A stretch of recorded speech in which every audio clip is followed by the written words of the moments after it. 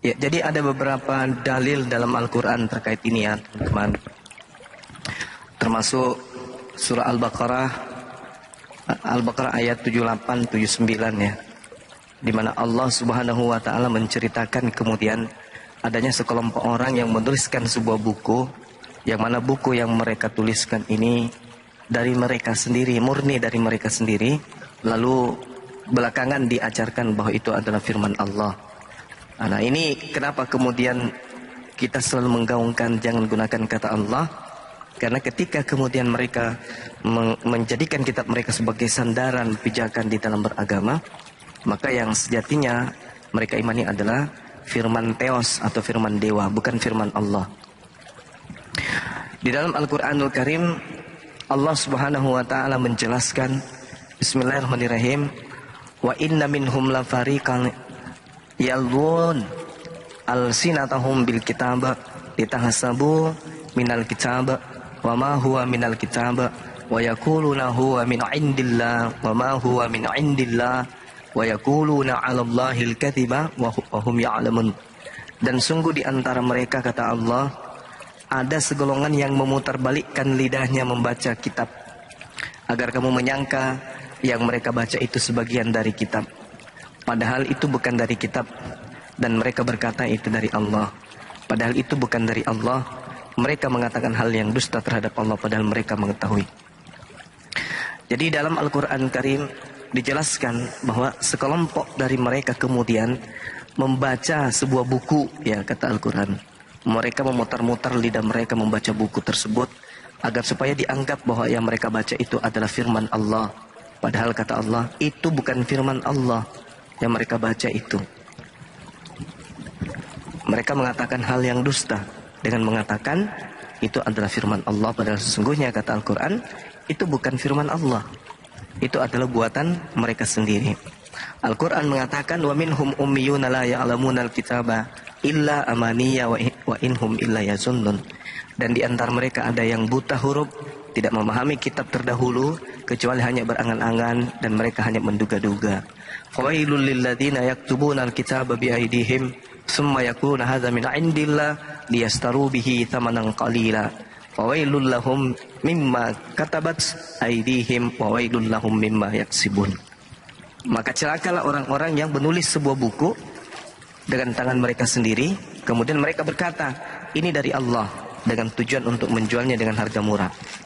Maka celakalah mereka karena tulisan tangan mereka, dan celakalah mereka karena apa yang mereka perbuat.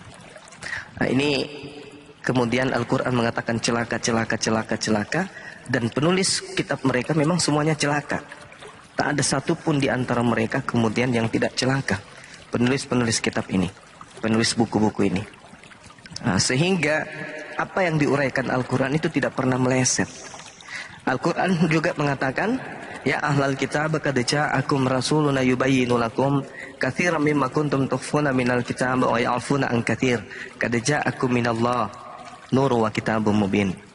Jadi di sini diterangkan bahwa ahli kitab ini menyembunyikan apa yang datang kepada mereka, sehingga Rasulullah Muhammad SAW diutus oleh Allah untuk menjelaskan kepada mereka sendiri tentang isi kitab yang mereka sembunyikan. Nah, ini yang diterangkan oleh Al-Quranul Karim surah Al-Ma'idah ayat 15.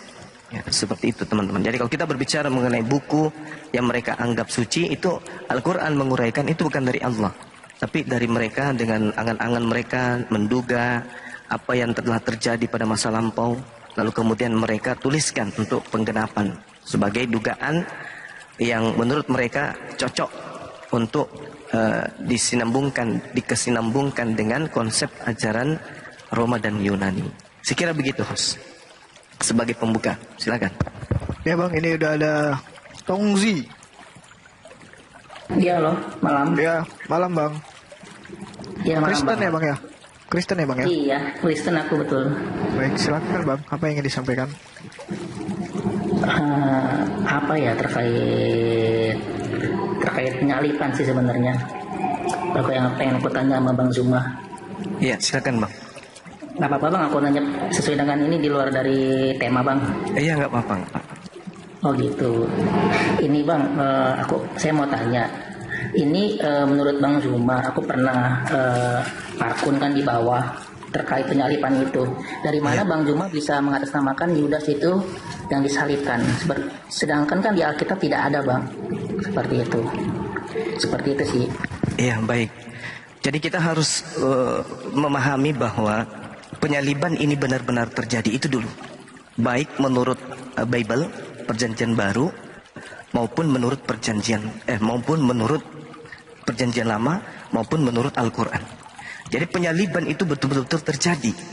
Nah, sekarang permasalahannya, penyaliban ini karena kehendak pencipta langit dan bumi, atau kehendak orang-orang yang membuat makar, membuat tipu daya, membuat muslihat, membuat kesaksian-kesaksian palsu, agar supaya oknum yang diutus sebagai nabi dan rasul kepada Bani Israel ini dibunuh. Itu dulu poinnya. Maka muncul pertanyaan, apakah memang Tuhan menginginkan pembunuhan terhadap orang yang suci? Atau justru Tuhan menginginkan pembunuhan terhadap orang yang fasik? Nah, uraian kemudian terjadi. Lukas 24 nomor 44. Inilah perkataanku, kata Yesus, yang telah kukatakan kepadamu ketika aku masih bersama-sama dengan kamu. Yakni harus terjadi semua yang tertulis tentang aku di dalam kitab Taurat Musa, kitab Nabi-Nabi, dan kitab Mazmur. Harus terjadi. Kalau kita melihat kemudian di dalam keadaan yang ada pada perjanjian lama kitabnya orang Yahudi, di situ ada orang fasik, ada orang benar, ada orang yang dikasihi. Orang yang dikasihi itu diselamatkan oleh Allah, diselamatkan oleh pencipta langit dan bumi. Sedangkan orang yang fasik itu dipakai oleh Allah untuk menggantikan keadaan, untuk menggantikan posisi daripada orang yang benar, orang yang dikasihi ini. Jadi menurut Al-Quran ada upaya orang-orang fasik untuk membunuh Nabi Isa alaihissalam. Menurut Bible ada upaya orang-orang fasik untuk membunuh Yesus. Nah, menurut Tuhan dia akan menyelamatkan orang yang dikasihinya, dan menurut Tuhan dia akan menyelamatkan orang yang benar, dan yang menggantikan kemudian adalah orang fasik. Permasalahannya muncul, siapa yang fasik pada masa Yesus? Siapa yang fasik pada masa Nabi Isa? Apakah Yesus? Atau ada sekelompok orang, atau ada satu orang, atau ada satu oknum yang fasik? Orang fasik inilah yang kemudian yang mati di atas tiang salib. Seperti itu, Bang. Gini Bang, menurut firman Tuhan yang aku baca di Yohanes 14 ayat 9. Kata Yesus kepadanya, telah sekian lama aku bersama-sama kamu, Filipus, namun engkau tidak mengenal aku. Barang siapa telah melihat aku, ia telah melihat Bapa. Bagaimana engkau berkata, tunjukkanlah Bapa itu kepada kami. Nah, kalau di ayat ini kan berarti kan Bapa dan aku adalah satu ya Pak, ya Bang ya. Berarti kan Tuhan memang menjelma menjadi manusia seperti itu. Intinya segitu Bang. Kalau aku bacanya garis bawahi. Nah, itu akan semakin menyulitkan keadaan di mana mustahil Yesus yang disalib. Kenapa ternyata Yesus dan Bapa itu satu? Menyalib Yesus berarti sama menyalib Tuhan pencipta langit dan bumi kalau gitu.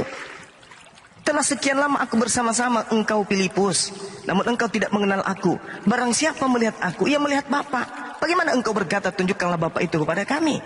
Tidakkah kamu percaya bahwa aku di dalam Bapa, Bapa di dalam aku?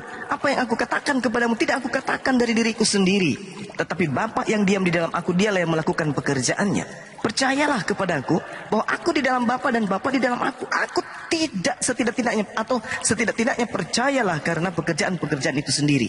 Nah, kalau itu diimani, Bapa di dalam Yesus, apa mungkin Yesus ini kemudian disalib? Lawang di dalam dirinya itu ada Bapa. Makanya dikatakan di dalam Mazmur 28, sebab Tuhan mencintai hukum dan Tuhan tidak meninggalkan orang yang dikasihinya sampai selama-lamanya. Nah, Yesus ini adalah orang yang dikasihi. Tapi saudara yang menceritakan Yesus ini orang yang dikasihi oleh Tuhan. Oleh karena dia dikasihi, maka tidak boleh kemudian dia dibunuh. Contoh misalnya Yohanes 17 nomor 24. Sebab engkau telah mengasihi aku sebelum dunia dijadikan. Engkau telah mengasihi aku sebelum dunia dijadikan. Yohanes 10 nomor 17. Bapa mengasihi aku. Kemudian diterangkan juga di dalam Yohanes 15:9. Seperti Bapa telah mengasihi aku. Lalu diterangkan juga di dalam Matius 3 nomor 17. Lalu terdengarlah suara dari langit yang mengatakan, inilah anakku yang kukasihi. Yesus itu adalah anak yang dikasihi. Mazmur 37, sebab Tuhan mencintai hukum dan Tuhan tidak meninggalkan orang yang dikasihi sampai selama-lamanya. Mereka akan terpelihara. Nah, tadi Yesus mengatakan harus tergenapi tentang aku di dalam kitab Mazmur. Ini Tuhan tidak akan meninggalkan orang yang dikasihi, apalagi membiarkan dibunuh, tidak. Kenapa, Bung? Di dalam data 29 ya, dan juga data 33 di Mazmur ini jelas sekali. 32 menerangkan orang fasik mengintai orang benar dan berniat membunuhnya. Siapa yang fasik ini? Yudas. Orang fasik mengintai orang benar. Siapa orang benar ini? Yesus. Di mana Yesus dikatakan benar? Jelas sekali, akulah jalan, akulah kebenaran, akulah hidup. Berarti Yesus orang benar. Kalau Yesus, ya silakan. Berarti menurut pemahaman abang ini Bang, Yesus maaf, itu boleh tidak nanya disalib. Ibu Lina gak? Ya, Ada di silakan. bawah. Ya, Yesus tidak disalib, betul. Sama Betul, sekali oke. tidak disalib. Bisa abang tunjukkan datanya di Bible? Nah, tadi Yesus mengatakan Lukas 24:44, inilah perkataanku. Inilah Itu Injil perkataan. Matius, Markus, Lukas, Yohanes itu jelas loh bang mengatakan Yesus disalibkan. Ya, tunggu dulu. Ini Yesus mengatakan, inilah perkataanku yang telah kukatakan kepadamu ketika aku masih bersama-sama kamu, yakni bahwa harus digenapi semua yang tertulis tentang aku dalam kitab Taurat Musa, kitab Nabi-Nabi, dan kitab Mazmur. Ada nggak Yesus mengatakan kitab Matius, kitab Markus, kitab Lukas, kitab Yohanes, kitab Roma, Filipi? Ada nggak? Tidak ada. Berarti kitab-kitab itu tidak bisa dijadikan rujukan, bukan? Yang harus dijadikan rujukan adalah Mazmur. Nggak harus gitu bang, karena kan mereka kan masih hidup di zaman yang hampir sama ya, walaupun tidak sezaman dengan, maksudnya tidak berada ataupun dekat dengan Yesus, cuman mereka itu masih hidup di abad yang sama. Enggak, ini Jadi Yesus. gini bang, ini sebenarnya gini, kalau memang benar-benar ini kontroversi bang, bukan satu orang ataupun 1 juta orang aja yang akan protes gitu, bahkan banyak gitu bang. Ya, Yahudi percaya nggak dengan tanda Yunus? Yahudi percaya dengan siapa? Percaya nggak dengan tanda Yunus? Ya kalau Yahudi memang tidak percaya Nah, dengan yaudah. Kekristenan. Ya sudah, Yahudi tidak percaya. bukan masalah tidak percaya. Sama Bangkit. halnya, Waduh, orang Kristen bersusah tidak teman diskusi. sama halnya Kristen tidak percaya dengan istilahnya kedatangan Nabi Muhammad, itu sama bang. Jadi Ini tidak ada perkataan Yesus. Yesus mengatakan apa? Harus tergenapi semua yang tertulis tentang aku dalam kitab Mazmur. Ini kata Yesus. Ya. Oh. Nah, bukan kitab Lukas, bukan kitab Matius yang harus tergenapi. Yang harus tergenapi itu yang di Mazmur. Ya tapi di Yesaya 53 kan itu kan udah ada juga. Oh, tidak Bahwasanya bisa Anda pakai itu, nggak bisa. Kenapa bang? Nah, Itu oke. Yesaya itu udah lebih jauh Oke. daripada Mazmur. Oke, kita lihat di dalam Yohanes 11 itu tertolak itu. Tertolak Mazmur itu. Nah, lagian Mazmur itu kan kitab itu Kidung Pujian. Lah Yesus mengatakan itu. Gimana dong? Yang mana yang harus saya percaya, Anda atau Yesus nih? Makanya abang harus menunjukkan satu aja dalil. Nah, ini dalilnya yang tadi. Di perjanjian baru. Oh, nggak bisa bahwasanya- perjanjian baru itu, Bung Noah. Perjanjian baru itu cerita yang muncul disusun belakangan setelah tragedi penyaliban. Jadi, Masalahnya kan Kristen kan meyakini perjanjian baru dan perjanjian lama, bang. itulah deritanya Kristen. Kita nggak sedang berbicara iman Kristen. Ini kita berbicara keautentikan penyaliban. Kalau Kristen selesai final. Kristen Ya. itu sama dengan iblis yang menginginkan penyaliban terhadap Yesus, sama. Sepakat dia. Kiper. Nah, sekarang penyaliban itu siapa yang menginginkan, Saudara Noah? Iblis atau Tuhan? Itu kan sudah dinubuatkan bahwa Nah, sang itu Mesias dia akan masalahnya. datang. Kenapa Anda bisa mengatakan itu nubuatan? Kenapa? Ada apa? Ada karena apa kan Anda sudah mengatakan itu tertulis. nubuatan? Karena sudah tertulis di kitab-kitab sebelumnya bahwasanya akan datang seorang Mesias, akan datang seorang penyelamat, tetapi yang akan mati, tidak akan selamat. disiksa. Oh, itu muncul di dapur Kristen, Saudara Noah. Itu keinginan Anda dan keinginan iblis. Sama-sama kalian memang. Tapi kenyataannya kan benar, Bang. Karena Apa yang benar? ketika Yesus hadir di dunia ya, di kalangan bangsa Israel. Yesus itu memang ditolak sama orang Israel, Iya. sama orang Yahudi. Iya. Itu sesuai dengan apa yang dinubuatkan, bahwasanya dia akan ditolak, akan disiksa, kan gitu. Nah sekarang begini, ada nggak Kristen pada saat kejadian? Ya Kristen nggak ada, Bang. Ada, nggak ada. Nah, Karena abang nanya Kristen nggak ada, ya abang kan ngerti Kristen itu. susah ini hostnya. Kenapa dinaikkan orang bebal gini? Orang bebal kayak gini hanya modal air liur. Apapun yang kita katakan pasti akan ditolak. Ini kita berbicara aspek kebenaran. Aspek kebenaran. Kristen ini muncul belakangan, iya. Tapi keinginan Kristen itu sama dengan iblis menginginkan penyaliban terjadi. Maka segala upaya akan dilakukan Kristen untuk membenarkan penyaliban itu dengan menyusun cerita-cerita. Nah, mau enggak saudara saya antar kepada keadaan pada masa itu? Mau enggak melalui Bible? Ya, silakan. Oke, Bacakan baik. aja. Baik. Yohanes 11 nomor 45. Banyak di antara orang Yahudi, tidak ada orang Kristen di sini, yang datang melawat Maria, yang menyaksikan sendiri yang telah dibuat oleh Yesus dan percaya kepadanya. Tetapi ada orang pergi kepada orang Farisi, menceritakan kepada mereka apa yang telah dibuat Yesus. Lalu imam-imam kepala dan orang-orang Farisi memanggil mahkamah agama untuk berkumpul, dan mereka berkata, apa yang harus kita buat? Sebab Yesus ini membuat banyak mukjizat. Apabila kita biarkan Yesus, maka semua orang akan percaya kepadanya. Dan kalau ini terjadi, maka orang-orang Roma akan datang dan akan merampas tempat suci serta bangsa kita. Ya. Nah, kekhawatiran orang-orang pada masa itu, apakah ada unsur Yesayanya di sini? Yesaya 53 yang Anda ambil. Ya, silakan. Ada enggak? Ada atau tidak ada? Ada, Bang. Mana di sini? Mana? Ya. Di Yesaya 53 itu kan udah jelas, Bang. Lah, saya tanya, Bung, orang-orang Farisi dan mahkamah agama berkumpul. Mereka khawatir terhadap Yesus, karena kalau Yesus semakin besar pengaruhnya, maka orang Roma akan datang merampas bangsa mereka. Ada nggak? Ada nggak hubungannya dengan Yesaya 53 ini? Oh, memang kalau itu ya nggak ada memang. Nggak ada. Kalau memang masalah Tidak ada. masalah kekhawatiran. Terus Jadi maksud abang harus ada yang harus ada tertulis di situ masalah kekhawatiran bangsa Israel, raja Israel pada saat itu. Sekarang itu begini. seperti itu, Bang. Sekarang begini, Saudara Noah. Orang-orang Farisi dan mahkamah agama ini mengerti nggak tentang Yesaya 53? Iya, mengerti. Mereka sudah disebut mengerti. Kenapa tidak dijadikan Yesaya 53 itu dasar pijakan untuk membunuh Yesus? Itulah yang abang tidak pahami. Kenapa Yesus diturunkan ke bangsa Israel? Loh. Apa Saya ingin tanya hubungannya? abang. Itu yang abang tidak mengerti. Kenapa Yesus diturunkan ke bangsa Israel? Dia diturunkan ke bangsa Israel untuk menjadi rasul. Waduh, parah. Iya, untuk menjadi rasul, untuk menjadi utusan, untuk apa? Untuk Ini host kenapa sih dinaikkan yang ini? Untuk memperbaiki. Kamu cuma membohongi kami di sini. Nggak laku, Noah, nggak laku. Yesus diutus kepada Bani Israel untuk menjadi rasul. Host, lain kali jangan dinaikkan orang inilah. Gak ada gunanya orang bebal kayak gitu kita diskusi. Mending kita bicara sendiri daripada bicara sama orang bebal. Gak percuma, kan masih ada Kristen yang lain. Ini imam-imam kepala, orang-orang Farisi, mahkamah agama. Mereka lebih paham dari ente-ente semua. Ente hanya manusia terjemahan. Hanya tahu bahasa Indonesia. Ini mereka sudah dijuluki mahkamah agama, orang Farisi. Ngerti nggak orang Farisi itu?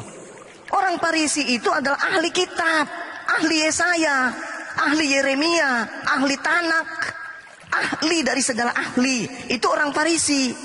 Datang-datang Kristen 2000 tahun kemudian sok-sokan lebih paham Yesaya 53 daripada mereka. Orang-orang Yahudi, imam-imam kepala, mahkamah agama, orang Farisi, penggawa-penggawa daripada kitab Tanak, itu sudah berkumpul. Dan tidak ada satupun di antara mereka kemudian yang mengambil kesimpulan bahwa, loh, ini kan sudah dinubuatkan di kitab kita. Ayo, mana Yesus? Yesus pasti lebih tahu lagi. Karena Yesus mengatakan harus tergenapi apa yang tertulis tentang aku di kitab Taurat, kitab para nabi, dan kitab Mazmur. Berarti orang Yahudi dan orang Kristen tak boleh ada permusuhan. Orang Yahudi dan Yesus tak boleh ada perseteruan. Orang Yahudi dan orang Yahudi dan Yesus harus kompak. Wahai Yesus, ya, bukankah sudah tertulis tentang kamu di dalam Yesaya 53? Betul.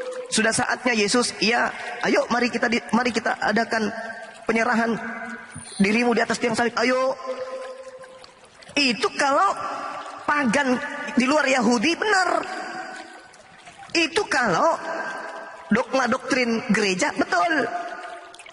Maka tidak perlu kemudian Kayafas bernubuat. Di atas Yohanes 11 ini jelas-jelas dikatakan bahwasanya apabila kita membiarkan Yesus, maka orang Roma akan datang untuk apa? Merampas tempat suci kita dan merampas bangsa kita. Nah, kenapa dia tidak jadikan alasan kalau kita biarkan Yesus hidup, maka kita tidak akan dibebaskan dari dosa-dosa waris? Kenapa tidak seperti ajaran Kristen di sini? Kalau kita tidak membunuh Yesus, maka hukum Taurat tidak batal. Kalau kita tidak membunuh Yesus, maka dosa dunia tidak akan diampuni. Kenapa tidak itu aja sebagai hasil nubuatan? Kenapa? Kenapa justru Yesus harus mati untuk menyelamatkan bangsa Yahudi dari perbudakan Roma? Gak ada hubungannya dengan Kristen di sini. Gak ada. Maka ahli Taurat, mahkamah agama, kemudian orang Farisi, orang Yahudi, 4 kekuatan penuh berkumpul, bersekongkol membunuh Yesus. Untuk apa? Untuk apa? Untuk membebaskan Yahudi dari penjajahan Romawi. Tidak ada kemudian nubuatan untuk membebaskan Kristen dari dosa waris. Tak ada. Itu adalah cerita yang muncul belakangan. Nah, kenapa saya katakan si Noah ini tidak layak diajak diskusi?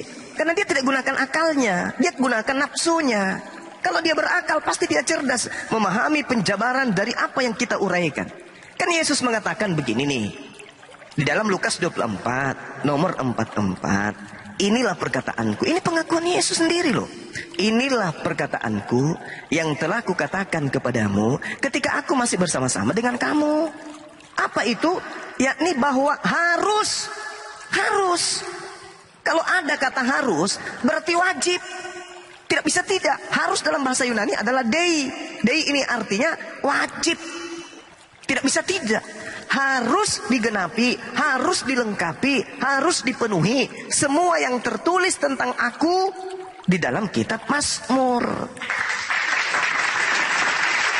Bukan di dalam kitab Lukas, dalam kitab Roma, dalam kitab Galatia, dalam kitab Filipus, dalam kitab Filipi, dalam kitab Timotius, dalam kitab Efesus. Bukan, tidak masuk itu. Kenapa sih nggak pakai otak? Hah? Kenapa tidak bisa pakai otakmu, Noah? Kenapa? Ini Yesus mengatakan semua harus tergenapi yang ada dalam kitab Mazmur. Ada nggak semua harus tergenapi dalam surah-surah Paulus? Ada nggak? Yang kamu gunakan untuk menuhankan Yesus mati di atas tiang salib itu adalah kitab-kitab Paulus. Sementara Yesusnya mengatakan kitab Mazmur. Coba kau pakai otak dulu sedikit lah. Waras dulu dong. Jangan karena kebanyakan makan lemak babi, warasmu kamu buang. Ya Noah ya. Kamu belum layak untuk diskusi karena kamu gak pakai otak. Kamu pakai syahwat, kamu pakai nafsu, kamu pakai iman. Iman tanpa kebenaran itu adalah sia-sia, gak bisa. Ini Yesus mengatakan harus tergenapi apa yang tertulis tentang aku dalam kitab Mazmur. Kitab apa? Kitab apa? Mazmur. Kalau begitu harus tergenapi kitab Mazmur. Kita cari apa yang tertulis tentang Yesus. Malah larinya ke Roma, Filipi, Galatia. Apa sih? Malas saya diskusi sama tembok, pakai otak. Silakan saudara Tonizi, mudah-mudahan Anda tidak berkeras hati menolak data-data pengakuan Yesus. Yang bahaya kalau kami Muslim lebih percaya kepada ucapan Yesus daripada kalian yang Kristen, yang sama-sama seperti setan menginginkan pembunuhan terhadap orang lain demi dosa-dosa kalian tuh. Coba, mari kita diskusi pelan-pelan. Jangan ditiru cara siapa tadi tuh, si Nuh laknatullah. Siap. Iya, silakan. Bang Zuma katanya Yesus tidak mengenal Kristen. Betul. Yes. Lalu Yesus mengenal siapa Bang? Kalau gini gitu. Yesus mengenal murid-muridnya Bani Israel yang percaya bahwa Yesus adalah Rasul. Bukan juru selamat Bang. Juru selamat bagi Bani Israel. Oh, Bani Israel. Tapi kalau Bani Israel berarti bisa ke semua bangsa? Atau... Enggak, tidak bisa. Aku diutus hanya kepada domba yang sesat dari umat Israel. Bayangkan aja Bung, di dalam Matius 15 ada seorang wanita yang sangat percaya kepada Yesus. Tapi apakah dia mendapat predikat domba? Tidak, gak bisa. Karena memang bukan Bani Israel. Maka Yesus menyebutnya apa? Guk-guk. Padahal sudah pada level percaya. Sampai Yesus pun mengatakan imanmu besar. Tapi statusnya tetap aja guk-guk. Tak bisa. Karena dia bukan domba. Domba itu hanya Bani Yakub. Aku diutus hanya kepada domba. Sementara saudara-saudara Kristen ini bukan domba. Saudara Kristen ini adalah Kunarion. Kunarion, Abu Dasarah. Bangsa yang ada di luar Yahudi. Gitulah Bang. Oke. Lalu Bang, kenapa Yesus bisa dibaptis Bang? Pas dibaptis ada dengar suara Roh Allah. Oke. Itu menandakan Kristen Bang, kalau dibaptis. Oke. Yesus dibaptis kenapa? Karena dia tunduk kepada hukum Yohanes. Yohanes datang membaptis. Tapi kalau Yohanes membaptis dalam satu nama saja, yaitu Sang Tuhan, Elohim, Bapa. Tidak pernah dia membaptis dalam nama Yesus, Roh Kudus ditambah-tambah embel-embel kayak gitu, nggak pernah. Dan satu hal yang perlu saudara pahami, Yesus tidak pernah membaptis satu manusia pun.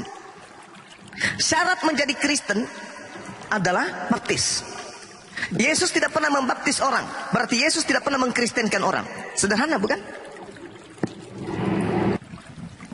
Iya betul.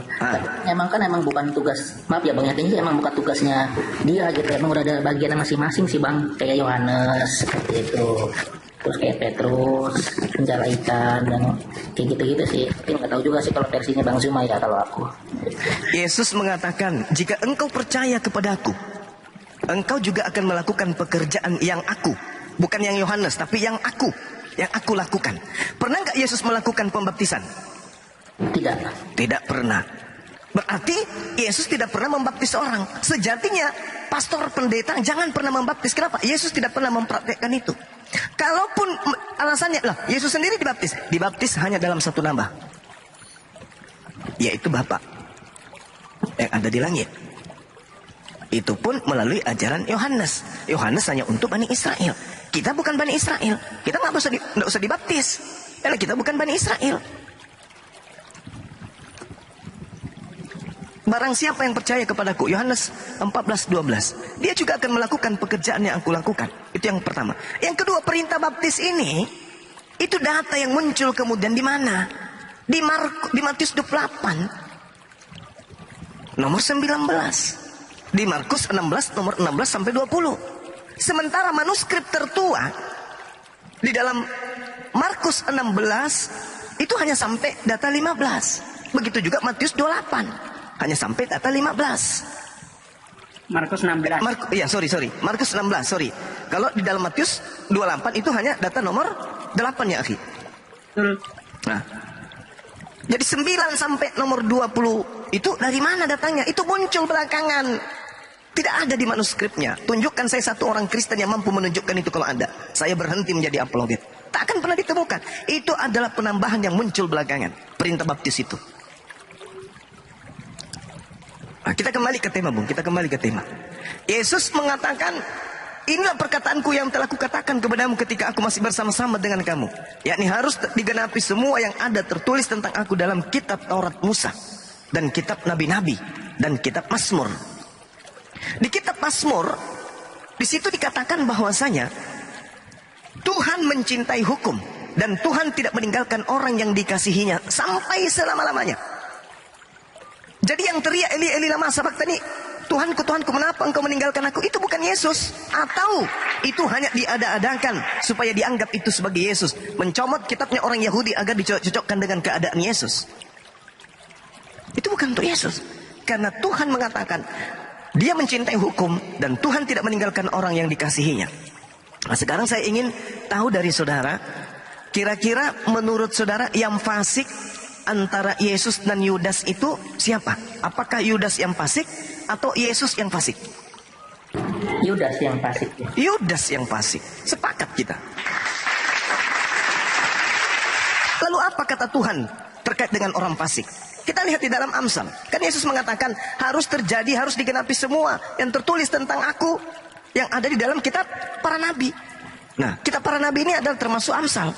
Orang fasik dipakai sebagai tebusan bagi orang yang benar dan pengkhianat sebagai ganti orang yang jujur. Saudara sudah mengakui yang fasik itu adalah Yudas. Yesus mengakui dirinya, akulah jalan, akulah benar, akulah hidup. Yesus adalah benar. Yesus tidak berkata hal salah. Yang Yesus katakan adalah hal yang benar. Berarti Yesus itu adalah orang yang benar. Yesus ini adalah orang yang jujur. Amsal 21 nomor 8. Orang fasik dipakai sebagai tebusan bagi orang yang benar dan pengkhianat sebagai ganti orang yang jujur. Sementara Yesus mengatakan harus tergenapi tentang aku apa yang tertulis di dalam kitab para nabi, Nevi'im. Amsal masuk dalam golongan kitab nabi-nabi. Ini harus tergenapi nih. Orang fasik yang dipakai tebusan. Nah, Yudas dan Yesus mana yang fasik? Yudas. Berarti pada saat Yesus ingin dibunuh, ada yang menggantikan. Siapa? Orang fasik. Siapa orang fasiknya? Yudas. Jelas itu. Makanya ajaran Kristen kan muncul belakangan. Pendeta, pastor, bapak-bapak gereja mula-mula tidak hadir pada saat penyaliban. Kenapa ketika ada muncul konsep doktrin dogma Yesus yang mati disalib? Itu dari mana asalnya? Dari orang-orang Farisi. Siapa orang Farisinya? Ya Bapak Paulus. Siapa lagi? Filipi 3 nomor 5 nomor 6. Akulah orang Farisi. Nah, Yesus mengatakan waspadalah kepada orang Farisi. Kenapa orang Farisi harus diwaspadai? Ya ini, ajaran ini.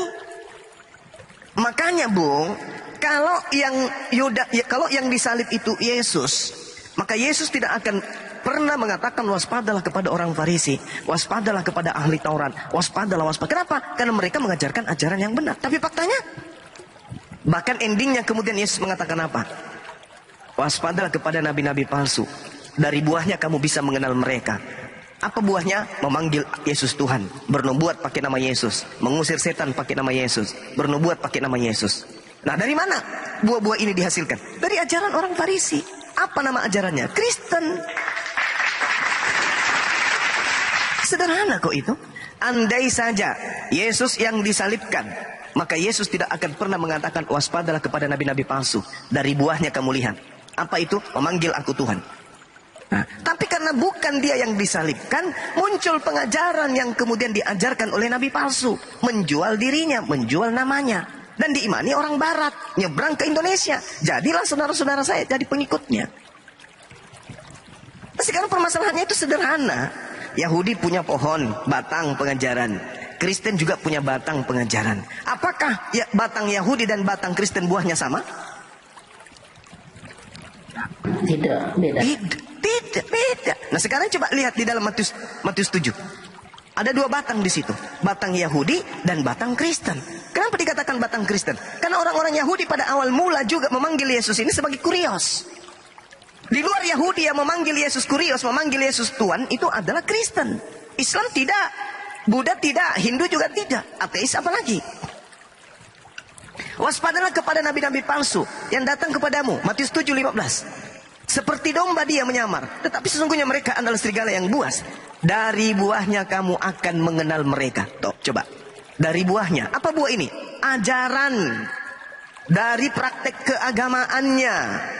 Dari teori dan praktek yang mereka perlihatkan sehari-hari. Kamu bisa lihat mereka. Dari situ kamu bisa lihat. Inilah ajaran palsu. Apa yang bisa kita lihat di situ? Kata Yesus, memanggil aku Tuhan. Nah, loh. Mengusir setan pakai namaku. Nah. Bernubuat pakai namaku. Nah, bermujizat pakai namaku. Nah, ini dari buahnya. Nah, sekarang kalau kita lihat secara jujur, agama mana yang melakukan ini? Mengusir setan pakai nama dalam nama Yesus. Itu siapa itu? Kristen. Dalam nama Yesus. Dalam nama Yesus. Siapa tuh? Kristen. Dari buahnya kamu mengenal mereka. Ini data di dalam kitab saudara sendiri. Tapi masa nggak mau dipakai data itu? Masa kami yang Islam ini lebih paham kemudian? Kenapa bisa terjadi demikian? Karena Kristen itu taunya sembah Yesus selamat, sembah Yesus selamat, sembah Yesus selamat, ya sembah Yesus selamat. Siapa yang menyembah Yesus selamat, siapa yang hidup dalam Yesus selamat. Kita ini adalah anak-anak Tuhan. Pokoknya Yesus selamat. Dialah jalan hidup kebenaran. Pokoknya selamat. Tanpa mau menyadari bahwa yang mereka praktekkan itu justru adalah buah-buah dari nabi palsu. Dalam nama Yesus. Nah itu. Mana dalilnya? Matius 7 nomor 15 sampai nomor 23. Satu perikop. Maka Yesus mengatakan, pada waktu itulah aku akan berterus terang kepada mereka. Aku tidak pernah mengenal kamu. Enyahlah daripadaku kamu sekalian pembuat kejahatan. Jelas itu. Makanya tadi di awal Bung saya katakan, Yesus tidak mengenal Kristen. Yesus mengatakan, aku tidak mengenal kamu. Siapa yang tidak dikenali oleh Yesus? Justru orang yang memanggil Yesus Tuhan. Yang bermujizat pakai nama Yesus. Yang bernubuat pakai nama Yesus. Justru Yesus mengatakan, aku tidak mengenal kamu. Kan apes. Cuman masalahnya teman-teman Kristen ini kayak Noah tadi ini lebih mengedepankan doktrin dogma dan ketululan. Pinjam sedikit ya. Dan ketululan. Mengapa saya katakan begitu? Dia menolak dalil. Dia menolak perkataan Yesus. Kenapa? Karena sudah kudung cinta terhadap ajaran Kristen. Dari lahir mendarah daging sudah itu penyembahan terhadap anak orang. Susah untuk ditinggalkan. Islam datang bersusah payah kemudian menyadarkan. Justru dianggap menghujat. Dianggap tidak tahu apa-apa lah. Oke lah kami tidak tahu. Tapi perkataan Yesus masa Anda nggak percaya? Harus tergenapi. Harus wajib. Wajib tergenapi kata Yesus.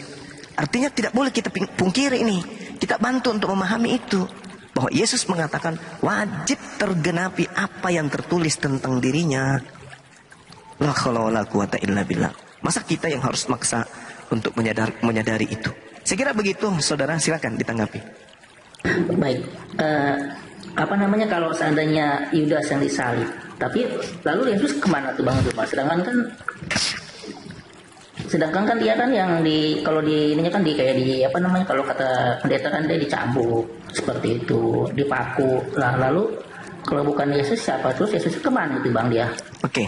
Ini pertanyaan yang menarik. Yang pertama, kembali ke perkataan Yesus. Harus tergenapi apa yang tertulis tentang aku di dalam kitab Mazmur. Di dalam kitab Mazmur, Tuhan mengatakan begini. Di data yang tadi, Mazmur 31. Orang fasik mengintai orang benar dan berniat membunuhnya. Tuhan tidak menyerahkan orang benar itu ke dalam tangan orang fasik. Saya ulang. Tuhan, Mazmur 37 nomor 33. Tuhan tidak menyerahkan orang benar. Ingat orang benar, akulah jalan, akulah benar, akulah hidup, akulah kebenaran. Berarti Yesus, masuk kategori Yesus. Aku tidak menyerahkan orang benar itu ke dalam tangannya. Aku Tuhan tidak membiarkan orang benar dinyatakan fasik pada saat diadili. Saya ulang lagi ya Bung. Aku Tuhan tidak akan menyerahkan orang benar ke dalam tangan orang fasik. Dan aku Tuhan tidak membiarkan orang benar dinyatakan terkutuk pada waktu diadili. Fasik, ingat fasik. Fasik ini adalah orang yang terkutuk. Di mana dalilnya? Amsal 17:23, Ulangan 27 nomor 25. Orang makan suap adalah orang yang terkutuk. Orang yang terkutuk adalah orang fasik. Berarti yang dimaksud di sini adalah aku Tuhan tidak membiarkan orang benar dinyatakan terkutuk pada waktu diadili. Berarti yang diadili di atas tiang salib, yang disebut terkutuk itu bukan orang benar, bukan orang jujur. Tetapi Tuhan tidak menginginkan orang benar ini diadili dan dikatakan sebagai terkutuk. Galatia 3 nomor 13. Sebab ada tertulis terkutuklah orang yang mati di atas tiang salib. Ini dalil Bung. Yesus mengatakan harus tergenapi. Tuhan tidak menyerahkan orang benar itu di tangan orang fasik. Dan Tuhan tidak membiarkan orang benar itu dinyatakan terkutuk pada waktu diadili. Itu kata Tuhan. Di data nomor 39-nya apa kata Tuhan? Orang-orang benar diselamatkan oleh Tuhan. Yesus orang benar. Orang benar diselamatkan oleh Tuhan. Tuhan adalah tempat perlindungan mereka pada waktu kesesakan. Tuhan menolong orang benar dan Tuhan meluputkan orang benar. Tuhan meluputkan mereka dari tangan orang-orang fasik dan menyelamatkan mereka sebab mereka berlindung kepadanya. Kurang apa lagi? Kurang apa lagi ini? Yesus tidak akan dikatakan sebagai terkutuk di atas tiang salib pada saat diadili. Tidak akan. Sedangkan keadaan itu terjadi. Berarti benarlah Al-Quran yang mereka salibkan itu adalah orang yang menggantikan Nabi Isa. Nah sekarang mari kita lihat. Kalau saudara mengatakan di mana tertulis Yesus terangkat, Al-Quran mengatakan jelas, tak ada diragukan itu. Mazmur pun mengatakan itu, menurut pengakuan Yesus. Di dalam Matius 4, nomor 6, iblis berkata ketika mencoba Yesus, wahai Yesus, jika engkau adalah anak Tuhan, buanglah dirimu ke bawah. Sebab ada tertulis tentang engkau, bahwa Tuhan akan mengirim malaikatnya agar kakimu jangan terantuk kepada batu. Menantang engkau di tangannya, menyelamatkan engkau agar kakimu tidak terantuk kepada batu. Dan ternyata betul.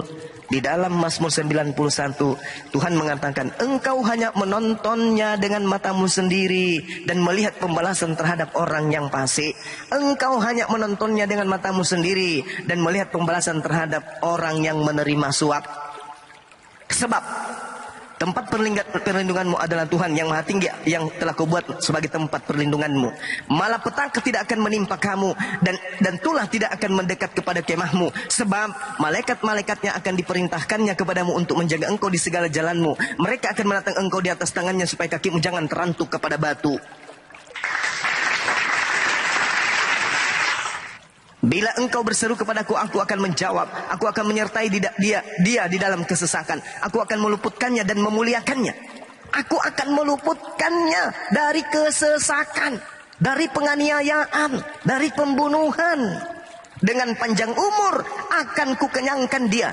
Diangkat ke atas, dipanjangkan umurnya, dan akan kuperlihatkan kepadanya keselamatan daripadaku. Al-Quran dengan sangat jelas mengatakan bahwasanya bal rafa'ahullahu ilaihi wa kana Allahu azizan hakima. Tetapi Allah telah menyelamatkan Nabi Isa dengan mengangkat ke atas. Sebab Allah maha perkasa lagi maha bijaksana. Dah selesai.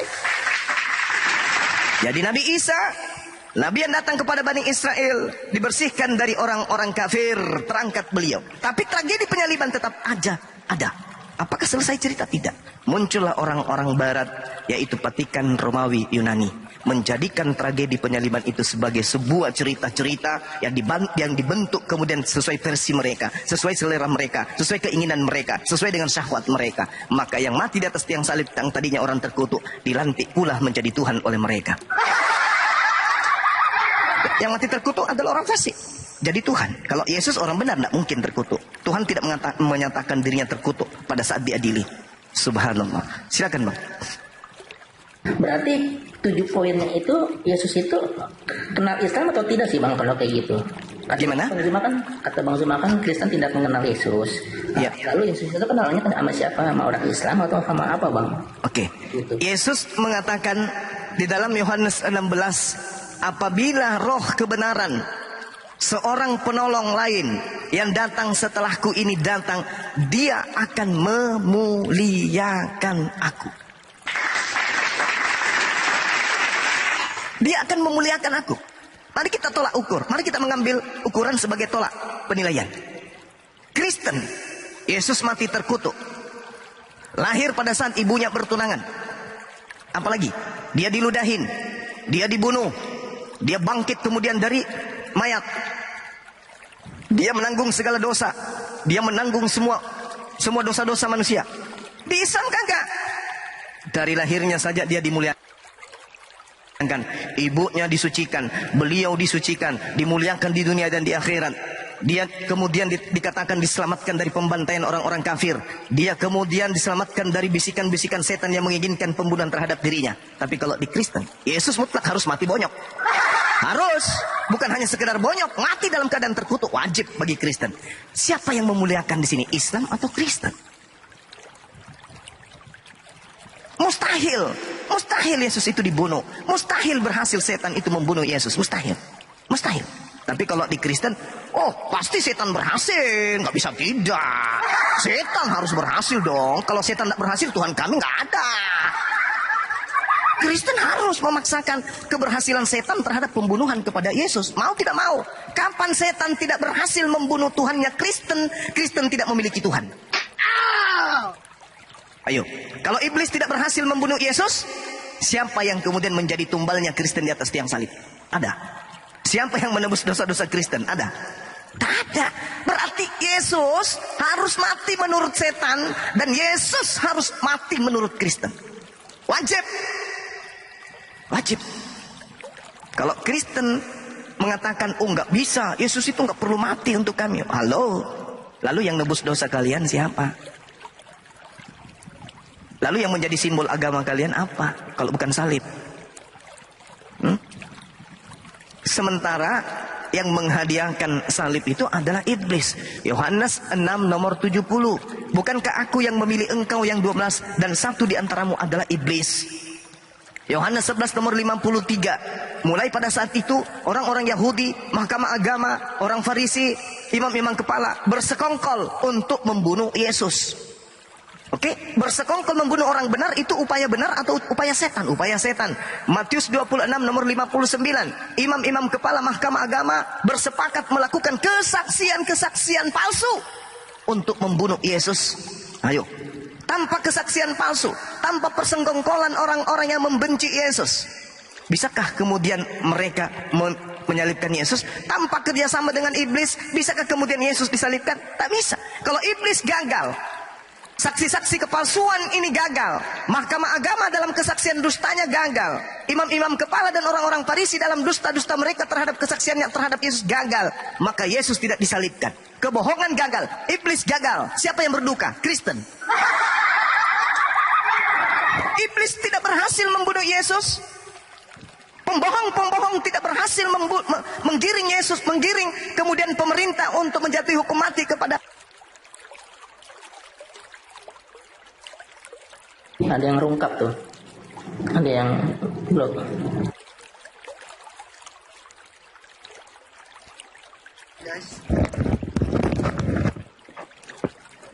Tunggu ya bang, aku bang Juma di report.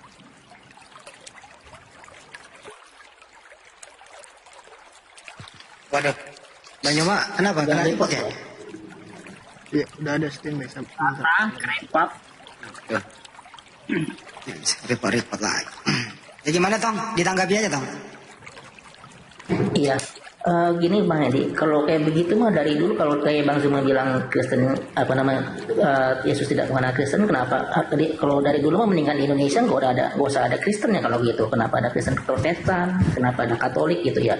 Jadi cuma 4 agama aja gitu, Islam, Buddha, Hindu, Konghucu seperti itu. Berarti kagak ada Kristen kalau kayak gitu, nggak langsung aja dihilangin gitu ya, seperti itu. Lanjut Bang Juma. Ya, itu tidak murni benar juga Bang, karena memang sudah dinubuatkan di dalam Yeremia 23. Tuhan sudah menubuatkan adanya aib dan noda kekal yang harus diberikan akibat daripada pengajaran-pengajaran nabi-nabi Yerusalem. Nabi-nabi Yerusalem telah mengajarkan kemudian sesuatu yang keliru. Maka Tuhan mengatakan di data Yeremia 23, aku akan menimpakan kepadamu aib yang kekal dan noda yang kekal yang tidak akan terlupakan. Apa aib dan noda yang kekal itu? Ya itulah agama saudara. Itu aib. Itu noda. Omong kosong. Itu aib, itu noda. Kenapa? Karena Kristen ini, ajaran Kristen ini dihasilkan dari nabi-nabi palsu dari Yerusalem. Mengenai nabi-nabi, hatiku hancur dalam dadaku, segala tulangku goyah, keadaanku seperti orang mabuk, seperti laki-laki yang terlalu banyak minum anggur oleh karena Tuhan dan oleh karena firman Tuhan yang kudus. Negeri telah penuh dengan orang-orang bersinah. Sungguh oleh karena kutu ini gersanglah negeri dan layulah padang-padang rumput di gurun. Apa yang dikejar mereka adalah kejahatan dan kekuatan mereka adalah ketidakadilan. Sungguh baik nabi maupun imanmu berlaku fasik. Di rumahku pun juga aku juga mendapati kejahatan mereka. Demikianlah firman Tuhan. Sebab itu jalan mereka akan seperti jalan-jalan yang licin bagi mereka. Di dalam gelap mereka akan bersenandung dan akan jatuh di sana. Sebab aku mendatangkan malapetaka atas mereka dalam tahun waktu mereka dihukum. Demikianlah firman Tuhan. Di kalangan para nabi-nabi Samaria, aku melihat ada yang kurang pantas. Mereka bernubuat demi Baal dan menyesatkan umatku Israel. Tetapi di kalangan para nabi Yerusalem, Tetapi dari kalangan para nabi Yerusalem, aku melihat ada kengerian. Mereka berzina dan berkelakuan tidak jujur. Mereka menguatkan hati orang-orang yang berbuat jahat. Menguatkan hati orang-orang yang berbuat jahat, sehingga kejahatan dianggap sebagai sebuah kebenaran. Sehingga tidak ada seorang pun yang bertobat dari kejahatannya. Semuanya mereka akan telah menjadi seperti Sodom bagiku, dan penduduknya seperti Gomora. Sebab itu beginilah firman Tuhan semesta alam mengenai para nabi itu. Mengenai para nabi Yerusalem. Nabi-nabi palsu dari kalangan Yerusalem. Akibat dari pengajaran mereka kemudian apa? Mengajarkan bagaimana kemudian mereka meramu satu konsep. Hukum Tuhan itu adalah sengat maut. Taurat itu tidak berlaku lagi. Segala macam upaya mereka lakukan. Tuhan inkarnasi menjadi manusia. Tuhan mengambil rupa manusia. Tuhan bertefani jadi manusia. Menjadi bayi, mati jadi mayat, bangkit jadi Tuhan. Ini semua yang dimaksud kesesakan yang dilakukan oleh para nabi-nabi jahat dari Bani Israel. Maka apa kata Tuhan? Aku akan menimpakan kepadamu aib dan yang kekal, dan noda yang kekal yang tidak akan terlupakan. Itulah buah dari nabi palsu. Ingat tadi Matius 7 nomor 15 nomor 23 sampai 23. Dari buahnya kamu akan melihat dia. Maksudnya buahnya itu adalah aib yang akan terlihat sepanjang masa dan tak akan pernah terlupakan. Satu-satunya agama yang mengaku dirinya agama benar dari langit, dari Tuhan yang benar, yang mana Tuhannya berasal dari kandungan manusia, hanya agama Kristen. Satu-satunya agama di atas muka bumi yang Tuhannya berasal dari opum cairan wanita, hanya agama Kristen. Dan satu-satunya agama di atas muka bumi ini yang Tuhannya pernah menjadi mayat, hanya agama Kristen. Inilah yang dinubuatkan Yeremia 23 nomor 40. Aku akan menimpakan kepadamu aib yang kekal dan noda yang kekal yang tidak akan terlupakan. Mari kita dudukkan perkara ini dengan keadaan secara histori. 2000 tahun perjalanan Kristen dan 2000 tahun perjalanan agama Yahudi. Boleh tidak agama Yahudi mengatakan agama Kristen itu adalah agama benar sebab mereka berasal dari ajaran orang Farisi ahli Taurat? Boleh tidak? Tidak akan pernah kita temukan orang Yahudi. Dan ingat saudaraku, yang datang ke Nusantara mengajarkan tentang kekristenan tak ada dari Yahudi sana. Tak ada dari orang yang mengajarkan kemudian kitab Taurat yang datang sini. Tak ada kemudian orang yang memegang kitab Tanakh dengan teguh yang datang ke Nusantara mengajarkan Kristen. 100% yang datang ke Indonesia mengajarkan kekristenan adalah Barat. Siapa orang Barat ini? Keturunan Yakub, keturunan Israel, keturunan Benyamin, keturunan Nat, keturunan Yehuda. Bukan sama sekali. Tetapi mereka adalah pelaku-pelaku yang dihasilkan dari pengajaran nabi-nabi palsu dari Yerusalem yang telah dinubuatkan tadi. Ingat Kisah Para Rasul 13 nomor 1. Dan ada beberapa nabi di Antioquia. Di antaranya adalah Nabi Saulus. Jadi Saulus itu nabi. Terekam di dalam Kisah Para Rasul 13 nomor 1. Saulus adalah nabi bagi orang Barat.